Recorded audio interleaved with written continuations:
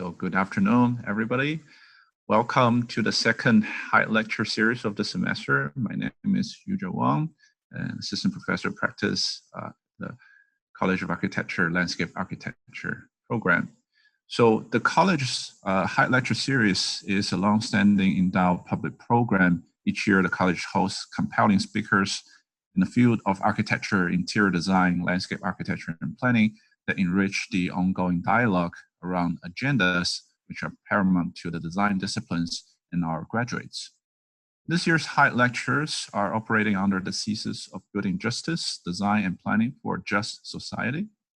And as a way to, as a direct response to the series of recent racial justice issues and its long embedded history and practice in our society, and as a way to collectively reflect on many levels and arenas of practices how we can do better. Part of the answer to these inquiries lies with the basic understanding of how space we live in shape the way we grow as human beings, our health and wellness, and our access to opportunities, among many others.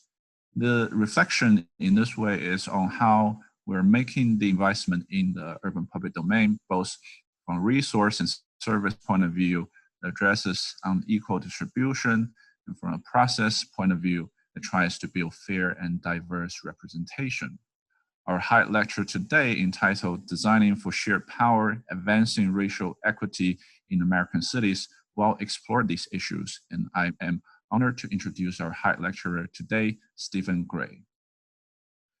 Stephen Gray is an associate professor of urban design at Harvard Graduate School of Design and founder of Boston-based design firm Grayscale Collaborative. Operating at the intersection of research and practice, Stephen's interests center on political and cultural justice in cities, social, ecological, urban design approaches to resilience, and the intersectionality of humanitarian aid and design. His work acknowledges the relationship between race, class, and the production of space, interrogates design's contribution to and complicity with structural and infrastructural racism, and develops methodologies and interventions that addresses inequality, exclusion, social justice, and precarity at the scales of infrastructure, communities, metropolitans, and the globe. Recent research projects include the Harvard Million Urban Initiative foregrounding systematic racism in the social spatial development of Boston, process design with the Global Design Initiative for Refugee Children for child-focused spaces, and research with the World Bank examining the interconnectedness of informality, vulnerability, and resilience. Stephen is currently co-leading an Equitable Impacts Framework pilot with the Urban Institute and Highline Network aimed at advancing racial equity agendas for infrastructural reuses projects across North America. Stephen is a professor of mine when I was at the GSD, and his work inspired me in many ways. He sees beyond design as it is, but the complex system of politics, administration and management, power structure, finances, and economics, population, and the projection of them in space, which in turn connects to a variety of different roles someone trained in design can insert themselves to be effective in the pursuit of the agenda of equity. I invited him here with the belief that you will come out of today's lecture feeling as informed and as intrigued as I was many years ago.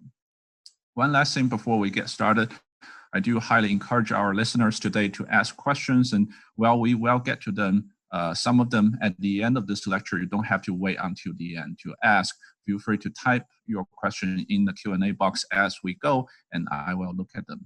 So without any further ado, I give you Professor Stephen Gray. Thank you, Yujia. That was a very kind introduction. All right, let me share my screen. So thank you for having me.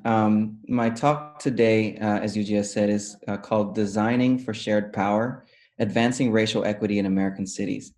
And I'll begin with a very brief overview describing the making of racially divided American cities, and then share 3 projects from my practice, followed by a small snapshot of an ongoing applied research project, the Equitable Impacts Framework, that Yujia mentioned, which is a collaboration between Harvard Co-Design, Urban Institute, and the Highline Network. So we're currently experiencing two colliding public health emergencies, COVID-19 and systemic racism. Both have public health, public policy, and urban design implications, and both are overwhelmingly harming or killing Black people. But this was not unavoidable. And while it's true that the coronavirus does not discriminate by race, where it is lacking in racial bias, the United States has made up for with a resilient and highly adaptive white supremacist capitalist racial ideology. This has justified spatial and economic exclusion through segregation and redlining, racial terrorism through Jim Crow laws and community massacres, community theft from blockbusting and predatory lending, targeted community removal through urban renewal and federal highway programs, the criminalization of Blackness and the loss of voting rights and citizenship through mass incarceration and deportation, or simply blanket ethnic exclusion. As a result, urban resources have concentrated in some parts of cities and marginalized communities in others. Here you can see an image of Boston where we are a majority minority city, but a majority of the people of color live in a very small wedge-shaped area of the city. Many planners, designers, and policymakers still operate with an economic impact imperative, ignoring the very real social implications, good, bad, or otherwise, that our decisions and designs will have for society. What we need to address social inequities in cities today is to acknowledge the intersectionality of race, class, and the production of space, to interrogate our contributions to and complicity with structural and infrastructural racism, and to develop design methodologies and interventions to address issues of racial injustice. So how did American cities get to be so divided? During the post-World War II era, two migratory movement patterns collided. First, white flight saw white Americans moving to suburbs, motivated by the promise of a better life and fueled by federally insured mortgage lending that chiefly benefited white veterans and steered them away from red-lined inner-city neighborhoods, which were dominantly Black. Second, there was a mid-20th century peak in the Great Migration of Black Americans moving north and west to escape racist Jim Crow laws of the Deep South and to pursue economic opportunity.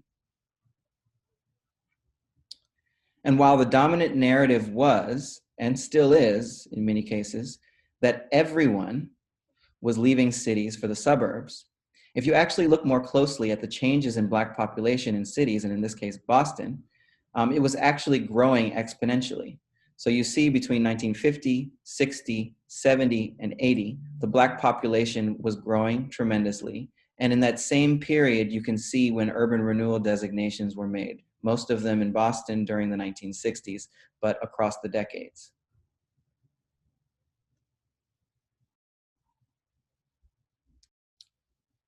So as the white population left, and with them the local tax base programs that promised to connect and rebuild crumbling urban cores, instead systematically dismantled them, and in the process disproportionately harmed immigrants and people of color.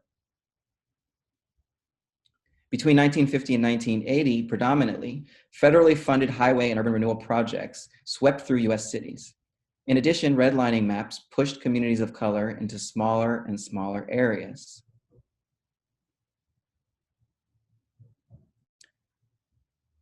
These programs, designed primarily to respond to urban neglect, instead concentrated those who settled in segregated inner city neighborhoods, primarily immigrants and people of color, into a wedge-shaped area of the cities like Boston, where many Black Americans and immigrants still live today.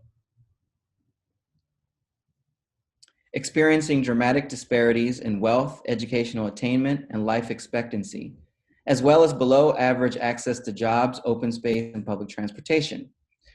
For example, in the Boston neighborhood of Back Bay, the life expectancy is 92 years, compared to the Black neighborhood of Roxbury, where the life expectancy is 58 years. And the COVID pandemic has only further heightened our need for and use of high quality public parks and outdoor spaces. And while many elected officials love saying things like every resident lives within a 10-minute walk of a park, we know that not all parks are created equally in size, quality, or programmatic offerings. Parks in Roxbury, Dorchester, and Mattapan, predominantly Black neighborhoods and neighborhoods with immigrants and people of color, are significantly less in number and in scale. And the communities that need public space the most, again, are the least well served. So the focus of my research and practice is really on spatializing and rectifying social inequities through processes of radical inclusion and design intermediation. This means redistributing resources into communities that lack them, redistributing opportunities for communities of color to be able to actually access the highly resourced parts of cities, but most importantly, redistributing power. So today I'll give a brief overview of 3 examples of what shared space, shared vision, and shared power can look like for designers.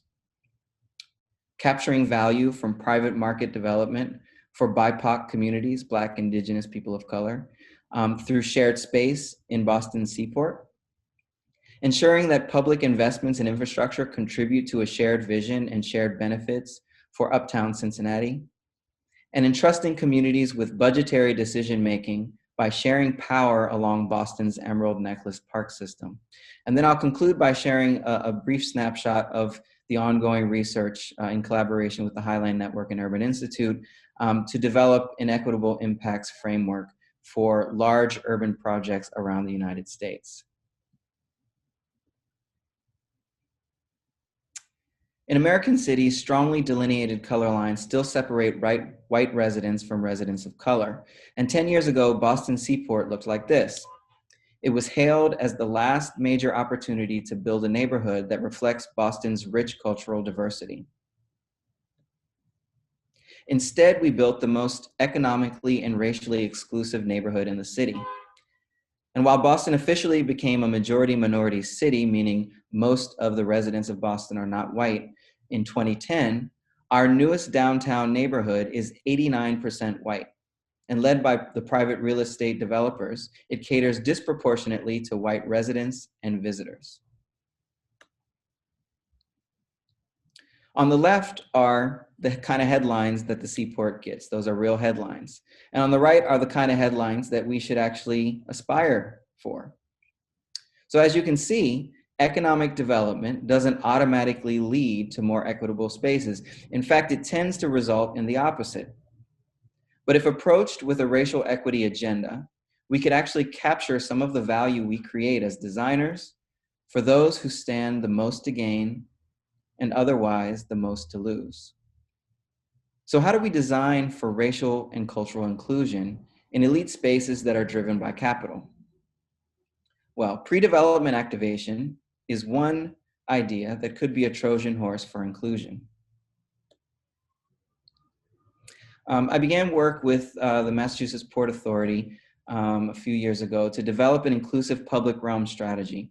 And Massport has always played an important role in welcoming diverse communities into Boston as the port of entry for our melting pot country. And, as Massport runs and owns Boston's airport and seaport. So the public realm initiative that we're developing is about inviting that diversity back into an otherwise homogeneous seaport downtown district, celebrating difference and building a more inclusive future together.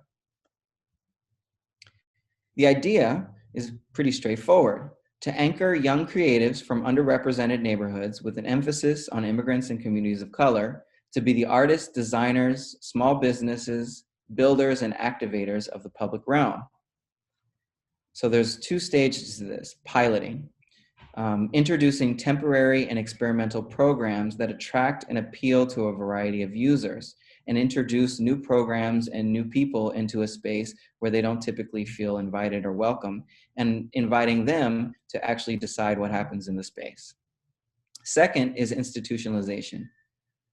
So through the existing land disposition process of developer RFPs, requiring developers to allocate a small percentage of their public realm budgetary allocation to pre-development activation. This does two things. It first assures that the public realm agenda is completely paid for by developers. And second, it provides opportunities for programmatic experimentation during schematic and design development stages of a project, informing more inclusive outcomes in the ground floors of the more permanent formats as they're being imagined. So here you can see this stack as it was erected. Actually, this is in Brooklyn in the Domino Sugar Factory site.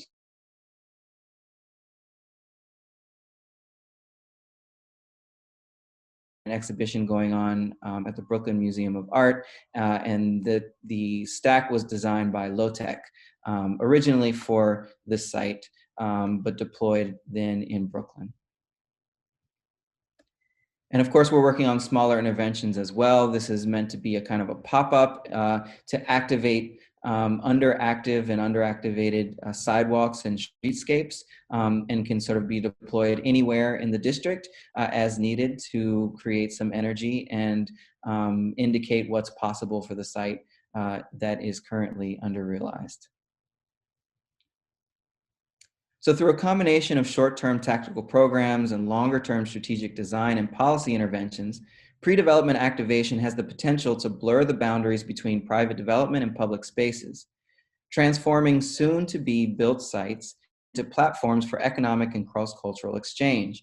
And so the four principles of pre-development activation with an equity agenda include diverse cultural representation, inclusive business development, because ownership is key, authentic public realm activation, and experimentation and testing. And here, success will come from a fully collaborative, cross-sectoral approach to activating the public realm and establishing a strong foundation for social and economic inclusion. So now off to Cincinnati. In Cincinnati, Uptown is the second largest job center in the city, but it is also characterized as having limited access to public open space, challenging pedestrian connections, undefined street edges and lack of public realm amenities, a lack of community investment in the form of residential development and neighborhood connectivity, high levels of vehicle dependence and traffic impacts despite low household ownership of vehicles, difficulty accessing and navigating, and no unified identity among uptown neighborhoods and institutions. And this is the vision for Uptown Cincinnati. And the success of this project is really going to stem from the makeup of the original steering committee, which was a democratic body of cross-sectoral partners, institutions, medical institutions, University of Cincinnati, city officials, business owners, community development corporations, and community-based organizations, all with an equal say on the committee in conversation, debate, compromise, and overall process to develop a shared vision. But the process didn't actually start out this way before we came on. And this work was done when I was a senior designer at Sasaki Associates. So the initial thing that we did was to do another economic analysis. The original economic analysis that was used to make a case for a new highway interchange project actually left out deeper considerations for the spatial and social implications of the resulting economic growth, which was desired, but not necessarily captured and channeled to the benefit of the surrounding neighborhoods. So, during early one-on-one conversations with members of the steering committee, a common narrative began to emerge. There was little to no investment in the mostly Black neighborhoods by major institutions, despite their institutional contribution to a car-dominated district where, again, the area of land was roughly equal parts residential land and surface parking in an area where most people don't have access to a vehicle. And then we were inviting these folks in to discuss the positive impacts of a new interchange with anticipated increase in car traffic. So there was a deep-seated mistrust of the institutions by the communities already before this process started, from a neglected and crumbling physical environment, and a mismatch between the needs of communities and the actions of the consortium of institutions. So, as I said, when we began work in this visioning process, we immediately conducted a second market analysis, this time including the surrounding neighborhoods in our calculation. And the market scan identified a significant lack of demand for commercial space in neighborhood centers, those red zones. So basically, there was 800,000 square feet of demand for 1 million square feet of supply, which means as hard as these neighborhood community-based organizations were going to try and as successful as they were going to be, they were never going to have the market that they needed in order to make those businesses successful. And this was really a major blow to the long-term efforts of these groups who have been really focused on raising money to reinvest in their centers. There was also concern that any new commercial activity along Martin Luther King Drive, which is this street, which is the main corridor that we were looking at with the new interchange here, that might compete with the already struggling neighborhood centers. The market study also showed, though, that there was the potential for an unmet demand of roughly 2 million square feet of new housing over the next 10 years. And through conversation, we got the committee to agree that all or most of that new housing should be centered in and around those neighborhood centers within a 5 and 10-minute walk, so as to increase the amount of residential, the number of people on the street, and the market demand for the commercial retail that those neighborhoods were trying to support.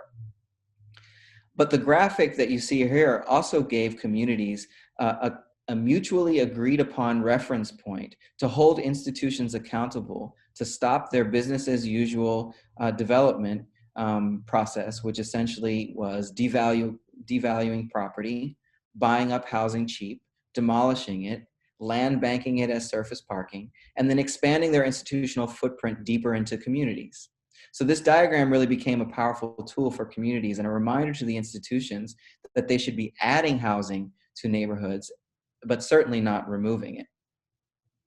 So after 9 months with 6 institutions and 6 neighborhoods, we moved from animus to consensus, and in fact, to unanimity.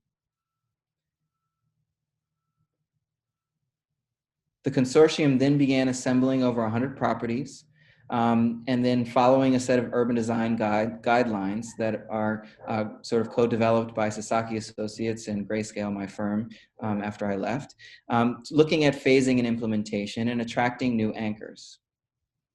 But really the biggest successes, I think, were quite unexpected and came from the new partnerships that developed through the visioning process. After establishing new and productive working relationships, there were 2 collaborative programs that were co-conceived among the institutions and local CDCs. The first on the right, to develop the first market rate housing in the neighborhood of Avondale since 1990, developed by the local CDC, but on institutional land that was once neighborhood but had long been removed. The second was a residential stabilization program in the form of forgivable home improvement loans of $35,000 for existing residents to update their homes and avoid gentrification-induced displacement. And those grants, essentially grants, came from one of the medical institutions. So now we'll move back to Boston. The COVID-19 pandemic has heightened our need for and use of public parks and outdoor spaces. But as I mentioned earlier, not all parks and public spaces are created equally. So who do our public spaces serve? Who are we designing for? And who gets to decide? The Emerald Necklace Conservancy is developing an equity agenda for the National Olmsted Bicentennial Celebration in 2022. And in Boston, they're really aimed on translating Frederick Law Olmsted's 19th century vision for public open space, urban ecology, the bringing together of the built environment with ecological systems, public health at the time, an escape from the sort of smog of the industrializing city, but also a space of mental health. And democratic exchange, a place where all of the people that were coming over to work in these factories from other parts of the world, particularly Europe, could begin to mix with each other and learn about each other and encounter each other in space. and really focusing on translating those into 21st century resources for environmental justice, health equity, and racial justice. So the first step was asking how well do BIPOC communities get served by the park? Are there targeted strategies, projects, and programs for them? And how successful have those been? What are the metrics for success? This map shows where Black, Indigenous, people of color, elderly, and youth are concentrated along the necklace within a 10-minute walk of the entire park system. And the system actually serves roughly a quarter of Boston's population. There's about 122,000 people that live within that 10-minute walk. So the next step was reviewing existing governance structures, asking who's in control, who are the decision makers, do they reflect and represent the lived experiences of those who have the most to gain and the most to lose? And here you can see the general mismatch between leadership and those who they're serving in the surrounding communities. And this diagram, I think, makes that delta even more apparent. So here you can see as the acreage of parkland increases and the representation of underrepresented populations, Black, Indigenous, people of color, and children and elderly increases, so does the representation decrease in terms of the voices at the table. And so really thinking about how we can, really fill this gap and address the delta between representation and the need for representation and more voice in decision making.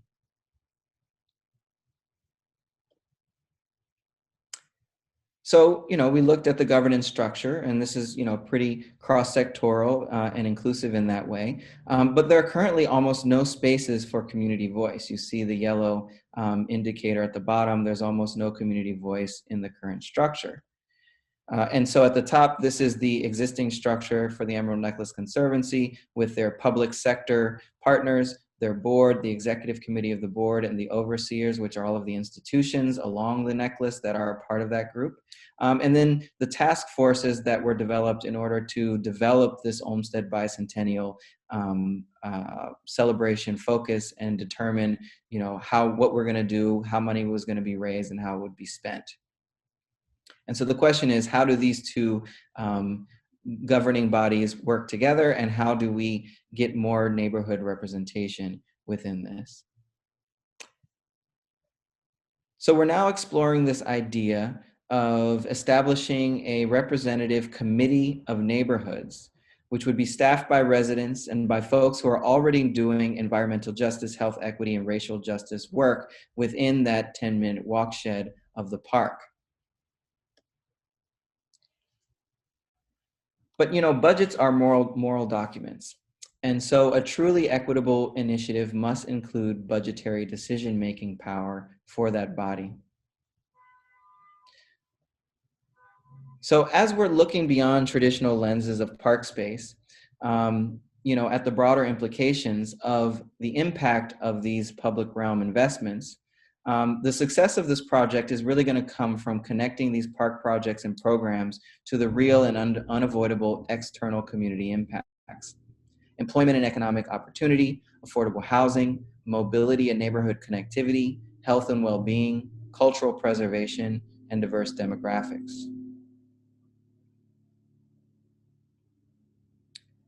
So I'll end my talk on the High Line.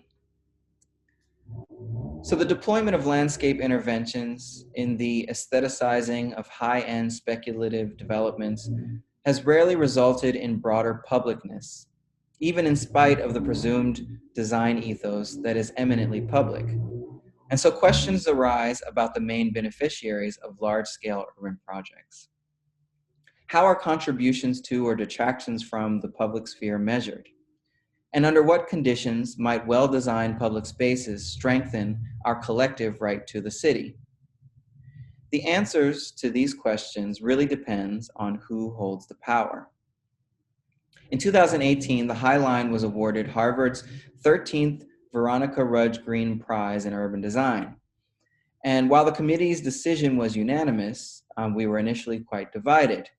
Were we celebrating activism, real estate development, and design innovation?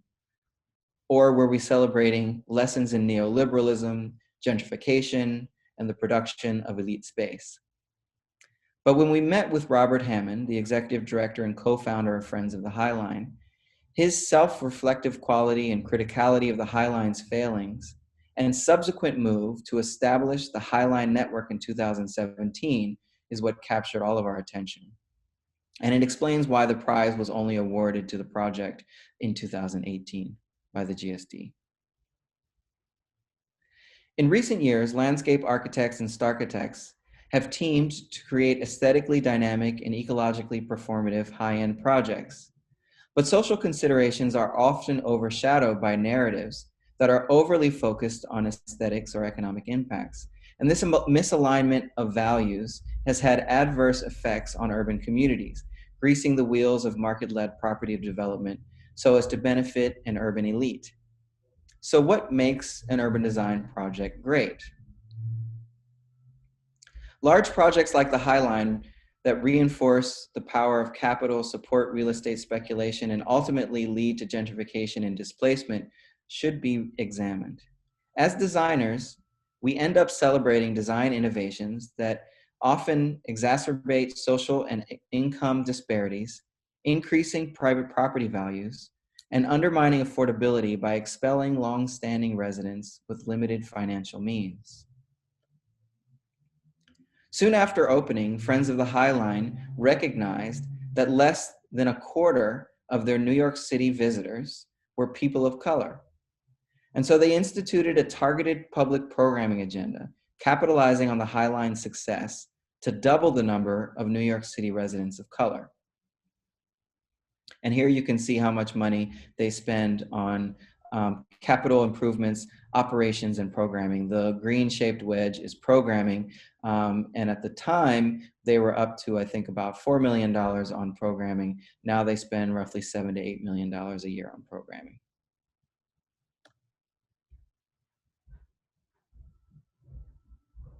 But their real achievement came more recently in 2017, as I said, with the founding of the High Line Network.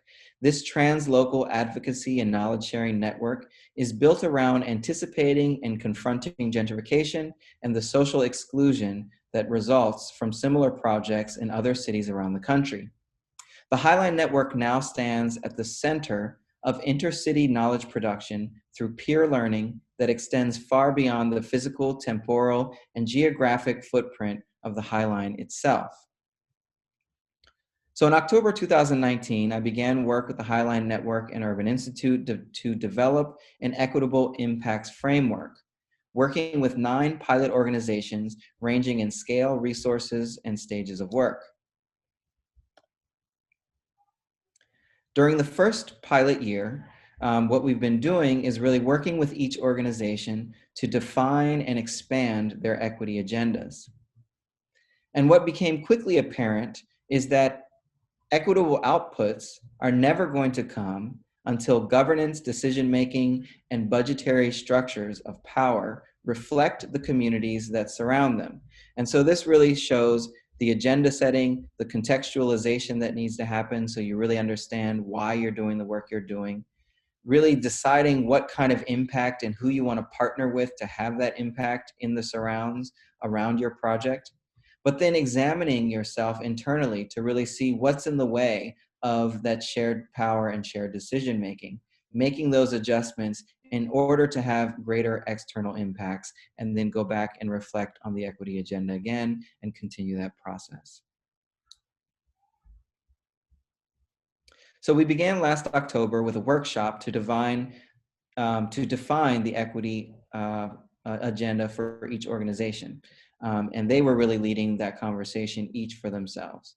This was followed by a collaboration with students at the GSD in a course that I teach called Urban Design in the Color Line, where students were paired with organizations to research, audit, and make equity recommendations. And ultimately, their reports became the starting points for the individual coaching sessions over this past summer and now into the fall with Urban Institute and GSD co-design along with the High Line Network.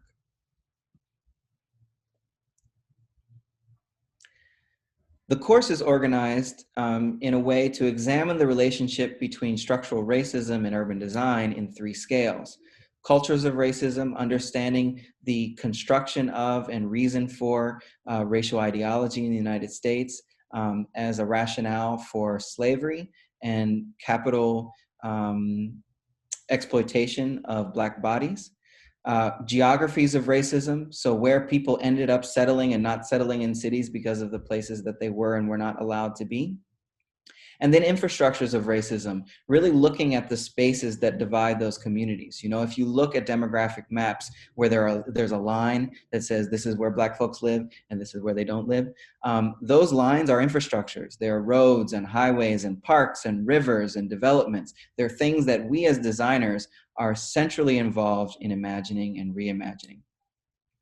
So as the students are going through this seminar, they're also conducting independent research to contextualize projects within their own histories of racism, and then reviewing programs, internal leadership, and external partnerships in the 6 categories of equity impact that I've defined and explained earlier: employment and economic opportunity, affordable housing, neighborhood connectivity, health and well-being, cultural preservation, and diverse demographics, ultimately making recommendations for expanded and additional programs and partnerships for each equity impact area. And here you can see that students also spatialize their recommendations. So here you can see on the left, this recommendation from students was to develop a Chelsea network, a network of organizations within the vicinity of the High Line that could not only have some shared decision-making about how budgets are spent on programming in and around the High Line, but really to extend the imagination of what the High Line is into the neighborhood and into the spaces of those new partners. And the High Line is now working on an initiative to develop this idea of the Chelsea network. Here you see as well another example looking at itineraries around Waller Creek and ways to build upon existing cultural centers and cultural sort of clusters to enhance the identity of the place and not just replace it wholesale.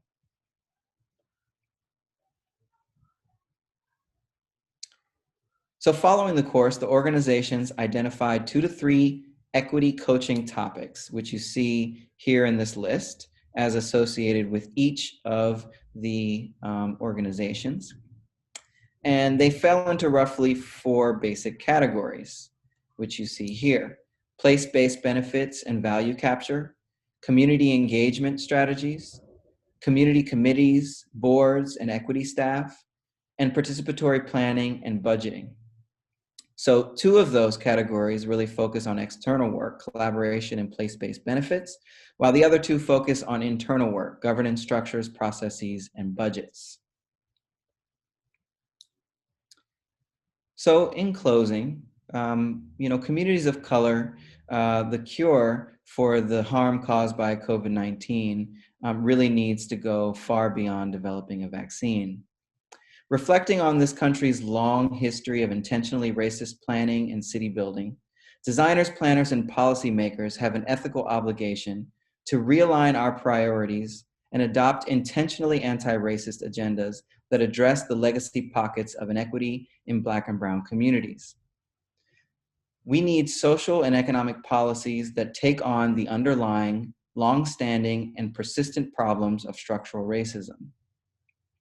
We need to be redistributing resources, redistributing opportunities, and as I said, most importantly, redistributing power.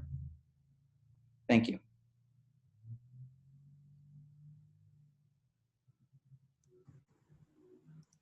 Hey, thank you very much, Stephen, for your very insightful lecture. Now, I'd like to continue this in a form of a conversation to sort of follow this whole discussion. I see some questions pop up. I'll try to incorporate some of those in the conversation. But the first thing that I think maybe is worth discussing is, the fact that development by nature is very capital heavy. And as such, it's often driven by capital, which cares more about the bottom line than, for example, the spatial or economic exclusion that it creates. So the fact that these are the clients that the design sector serves sort of infiltrate down to the theories and practices of design and design education. It's probably one of the reasons why a lot of these spatial and social issues are left unaddressed, if not further deteriorated over time. Now, the model that you show of Boston Seaport, I think is an exciting one, but do you think also in that case, do you think the minority communities are marginalized at the very beginning to the point where it's maybe too late and feels too unapproachable? How would you evaluate this model amongst others? Do you see a way out that where there could be a win-win situation, or is the interest between different parties by nature misaligned or even against each other, and designers left in a difficult place to try to reconciliate? And at what point can we say we're satisfied that we have fulfilled our ethical obligations in all of this? Yeah, I mean, that's a lot of things to question, but I think the simplest answer to all of it is that we as designers are creative problem solvers, and we as designers, we as people have an obligation to contribute to society. And so as people with an obligation to contribute positively to society, who have major impact on society, the way in which people live together or not, and that we're creative problem solvers, we just need to try new things. I mean, what I'm presenting here today are all experiments, right? I mean, of course, there's always precedents and examples of people doing things, but every time you do it, it's a new set of players, it's a new context, it's a new set of issues. There are a whole new set of parameters, and we just need to try. We need to try new things, and we need to be comfortable thinking about issues of race and racial justice. And if we aren't comfortable and we don't know how to think about those, then we need to make sure that we are hiring people with lived experiences in our offices that do have those experiences and ideas and capacities, and put them in leadership roles. And finally, I'd say, don't take a project that you don't believe in. And if these issues are important to you and your client is not interested in them, then that's not a client you want to have. And, we have our own business bottom lines. We have to make payroll, all of this stuff. I get it.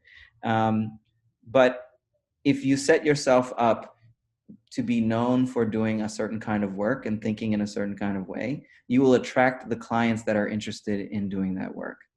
And there is no shortage. When we were working with the organizations of the Highline network during this pilot, right when all of this COVID stuff hit, and then all of the protests, and then the economy seemed like it was tanking, and all of these organizations rely on philanthropy and donations, and they were just thinking, some of them were thinking, we're not even going to be able to do this project or finish it. We're going to have to completely cut down on half of the things we're planning to do. How in the world are we supposed to focus on this equitable impacts framework? Like, this is like really the bottom of the page for us. And really, it became clear to them that actually they had quite an advantage over other organizations, even other organizations in the network who were not involved in the pilot, because they were actually focused on the issues that were being really kind of trumpeted in the streets, issues of racial justice and racial equity. And they were focused on them already. They already had analysis, they already had recommendations, they already had ideas of things they wanted to work on. And so for them, it became not only an opportunity to really focus on those things that are more apparently important to all of us in this recent year, but also potentially for it to be a fundraising opportunity to show that they're actually focused on racial justice in a way that when that's what people are looking to fund. So it actually became a potential benefit. And so sort of continuing that conversation a little bit, do you see if is there a point where the design stop being about the physical design per se, but possibly more of something related to the social system, the financial systems, because a lot of these social equity opportunities emerge out of programs and operations of appropriations or management more than they do from hardscapes. Let's say you feel like there's um, there's that aspect of the evolution of design as a discipline, and how and if so, how should design schools respond to that? Well, design school is maybe a second question. I think the first question, um, the process is as important as the product. If we're too focused on the product and the outcome and the image of what we're doing, and the process is less important in terms of who's involved and which of these sort of systems we're engaging with, economic systems, political systems, and so on, um, then we're going to fail society. We may have a successful project in bottom line economic development terms, which could be in political terms as well, which could be in social terms. But if we're not deliberate about making that a part of the conversation and a part of our agenda, then people don't just give their money away. People don't just give their power away because they had an idea. Let me do that today. You really need to embed that in the process and in the conversation and make it clear that there's a mutual benefit, right? It's not that you're giving something away. It's that you are ensuring the success of the city as a whole, which actually ensures the success of your project and the community that you're building it in.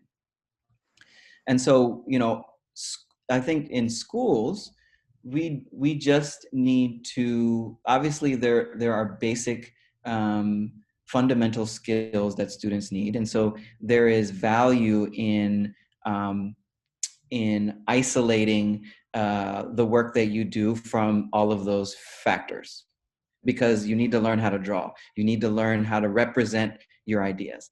But very quickly, and I think it takes too long, more quickly, we need to really interlace these kinds of questions into even core studio work. Because I think, keeping these things as optional electives and, advanced research seminars and this kind of thing means that people are self-selecting. And, instead of people really getting exposed to this information, there are many architecture students in this country that will graduate from architecture school thinking that redlining is just a marked up drawing set. That's real. There's some people listening today that maybe have now two definitions of redlining that they didn't have before. And so we need to be bringing these issues into the classroom. Definitely. Mm-hmm. Into studio. Yeah, absolutely. I definitely agree, and that's something, one of the things that we are doing here, trying to. That's one of the things that I'm trying to do this semester, trying to bring sort of an overlap of these spatial, social and environmental justice issues, to overlap this with urban landscape design, and see where that leads us. I think this is really important thing to do. And to sort of as the next part of the question, I probably want to get a little bit more into your personal journeys, because I think you've done a lot of things, and people are probably interested in where how your journey, your path, and how do you see that. So my next question would be, I know that you have a very interesting journey where you graduated from the GSD, spent a few years at Sasaki, taught at MIT, right? And also at the GSD now, and then concurrently your own practice, Grayscale Collaborative. Is that about finding the effective position to operate, to insert yourself? And how have you been discovering it all along? And do you think you have arrived at a good place now? I think everyone's journey is personal and specific to them. You know, I'm a biracial child of a Black father and a white mother, and I grew up in Cincinnati, which is a segregated city, just like most Rust Belt cities and cities in this country. And so my mother's aunt, my grandmother's younger sister, and their family were a traveling bluegrass country band, and had property in the hills of Kentucky. And we would go out there every summer. They had an annual pig roast, and every other house had a Confederate flag waving every mile or two down the road. And we were the little Black kids that were VIP in the house, and no one could really understand why. And they all played music and had a jamboree. And so I got to sort of see that side of America through the eyes of my family. And then my father's mother grew up in the South and actually went to elementary school with Coretta Scott King. And so has a totally different experience. And both families really converge here in Cincinnati. And so having aunties on both sides of my family that talk to their family the way you talk to family, you're pretty real and straightforward, really gave me an understanding of how people think and how people see each other and see themselves. And so I've been able to really, through my experience and my life and my work, challenge people in ways that makes them more uncomfortable than they were anticipating and expecting, but not so much that they shut down and shut off and walk away and potentially fire me. And so it's been I think a useful tool for me. And I guess my experience in architecture school, I went to the University of Cincinnati.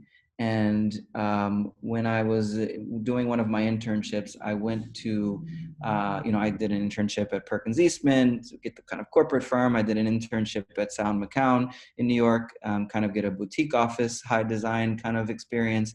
And one of my mentors at Sound McCown recommended that I get some construction experience. So I said, okay, I want to make this interesting. So I'm going to go to Costa Rica. So I went to Costa Rica and worked with Habitat for Humanity and lived with a Habitat family for 6 months.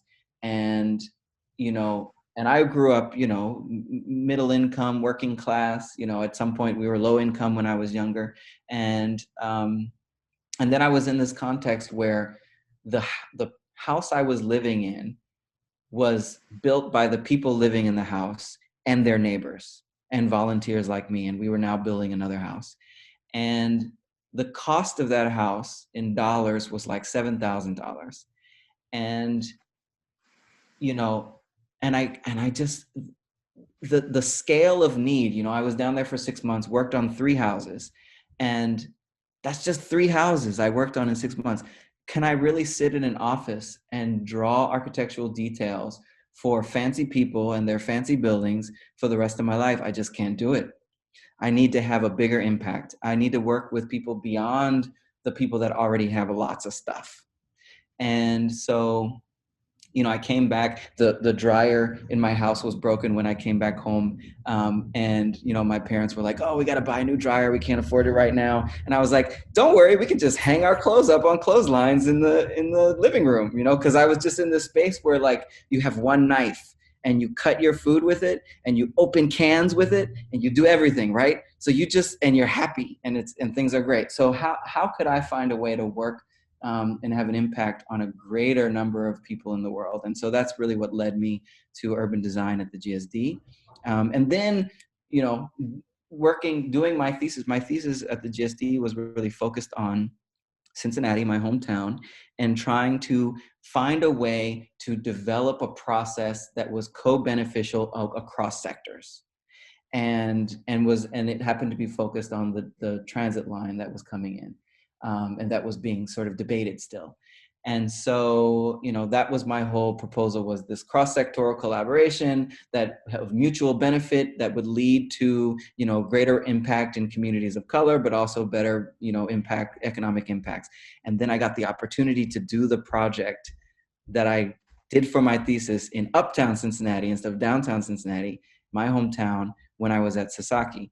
And so my time at Sasaki was really a very positive space for me. When I was a junior designer there, the principals really gave me the space and the guidance to not only, get the skills that I needed to understand, okay, this is how you actually do urban design. Yeah, that's cool. No, but this is how you actually do it. Um, but then also the space for me to embed my own values into that process and really cultivate an approach and a perspective, which then now I'm teaching at the GSD and I have my own practice and I'm able to extend even further. Yeah. So speaking of your own practice, I'm interested because you named your office Grayscale Collaborative. Now that's the collaborative work is not something that you see very often in, I guess, in the name of design firms. It's, sometimes I feel like design firms is all more about establishing authority to some extent, try to create a level of exclusion that it tries to include. So what do you have in mind there? So yeah, the name. So Grayscale. So my last name is Gray. So that's obvious, right? But then Right. grayscale, the grayscale of, we're designers, but also the grayscale, that nothing is really black and white. There's always a spectrum. There's a spectrum of society that I'm engaging with in a collaborative process. And that I don't imagine that I'm the master author of everything, but that it's a collaboration with others that is going to lead to the best result. And so it's really kind of a way for me to establish a process and a way of working, which I think challenges the presumed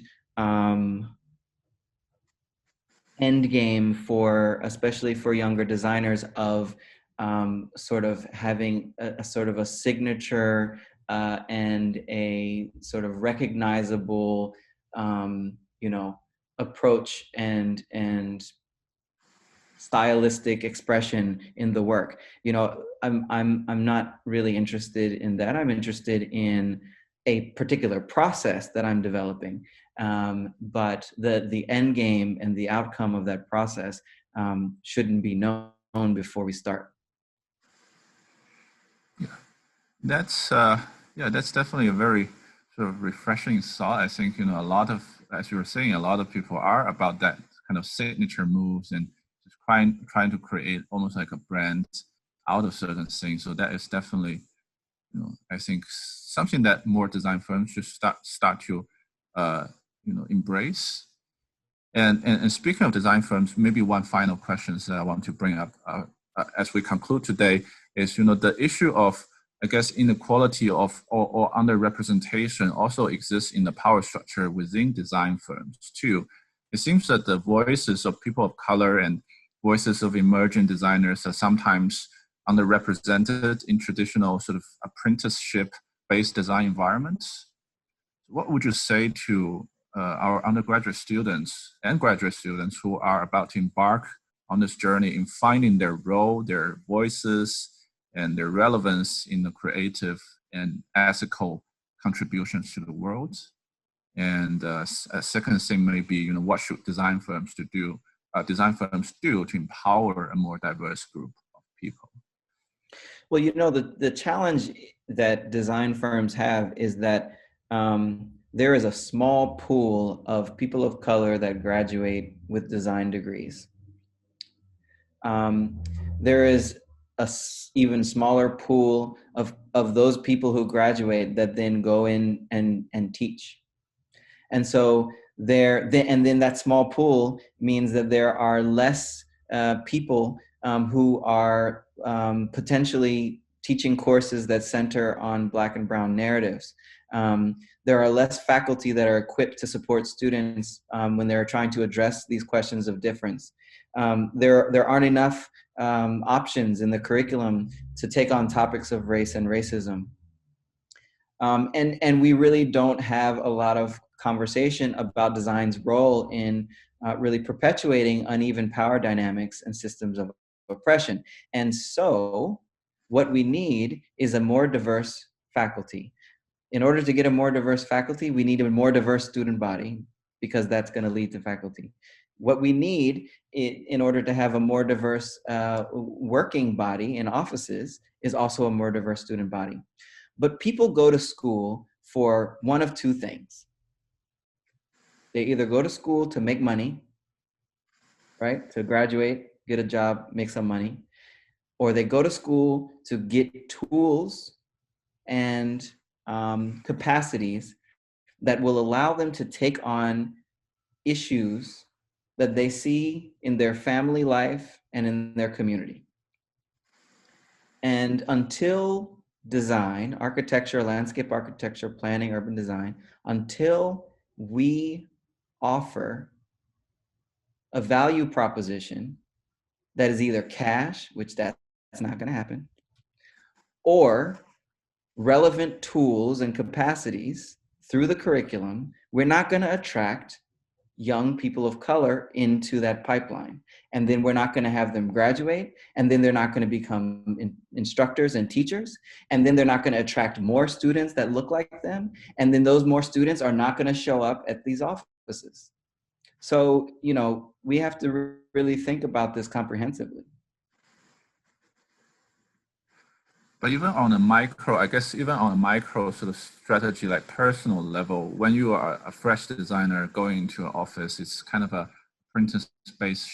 apprenticeship-based environment where you have that level of, you know, experience and all of that. How do you find your voice in all of that?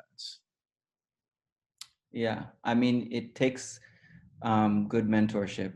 You know, I have been really fortunate and to have really excellent mentors at every stage, and so it's important to find people that understand your values, that share your values, and that at least make space for you to explore your values.